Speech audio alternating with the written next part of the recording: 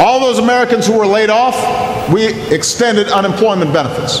And that's made a difference for 12 million Americans, including 570,000 right here in Ohio.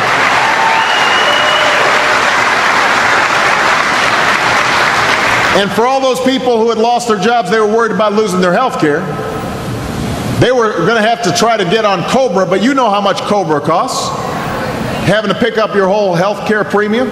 So what we did was we made health insurance through COBRA 65% cheaper for families while they were looking for work.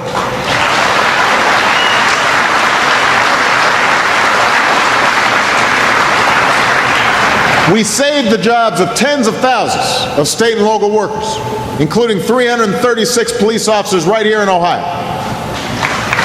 That was part of our Recovery Act. Now, the last third is investing in your towns and your future. Over in Canfield, we awarded a competitive contract to a local company to repair a bridge on Route 11. That allowed them to avoid layoffs they were otherwise going to make. That allowed local folks to keep coming to work, doing the work America needs done. We've got projects like that all across Ohio and all across the country, rebuilding our roads and our bridges, laying broadband lines, making sure that we're building the wind turbines and solar panels that are going to drive our energy future. That's what the Recovery Act has been all about. Now, we've still got a long way to go. But there is little debate. The decisions we've made and the steps we've taken helped stop our economic freefall. In some places, they've helped us turn the corner. Home sales are up. Business investment is starting to stabilize. For the first time in 18 months, we're actually seeing growth in American manufacturing instead of decline.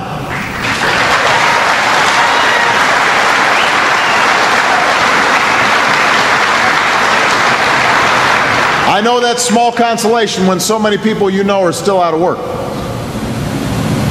It's going to take some time to achieve a complete recovery. But I want you to all know, I will not rest until anybody who's looking for a job can find one. And I'm not talking about just any job, but good jobs that give every American decent wages and decent benefits and a fair shot at the American dream. That's what I'm fighting for every single day.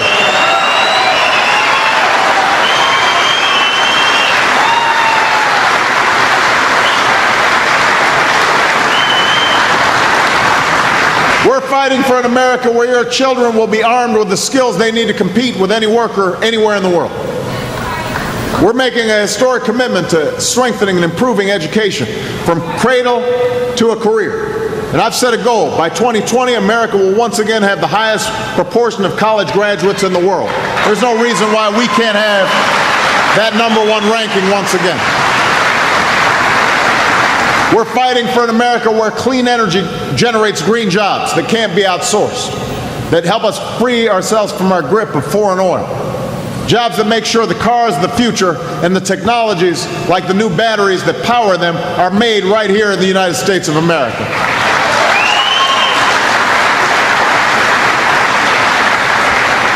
And yes, just in case you were wondering, we are fighting for an America where no American should have to worry about going without health insurance or feel that one illness could cost them everything they have.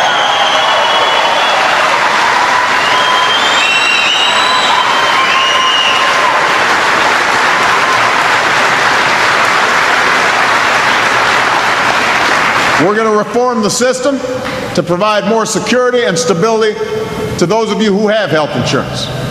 We're going to offer quality, affordable choices to those who currently don't have health insurance. And we're going to bring health care costs for our families and our businesses and our government under control.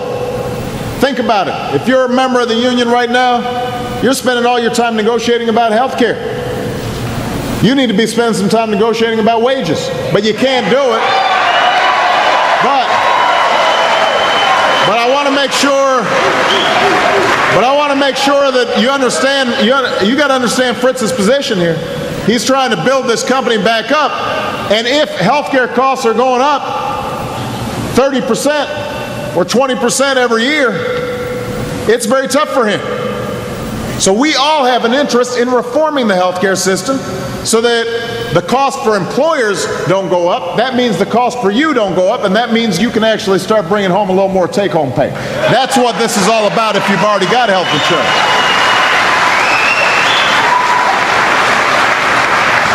So that's what we're fighting for, to bring Lordstown and Youngstown and Warren back, to make sure that our towns and our middle class, a middle class forged just like in plants that you're seeing here. I want them not just to survive today, but to thrive tomorrow. I want you to deliver a message to the GM team members who are manning the line and couldn't join us today. As long as you've still got an ounce of fight left in you, I've got a ton of fight left in me.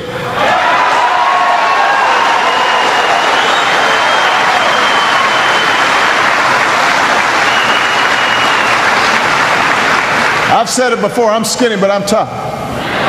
And as long as I have the privilege of being your president, I'm going to keep fighting for a future that is brighter for this community and brighter for Ohio and brighter for the United States of America. I need your help, so give it to me, guys, because we're going to rebuild right here, right now.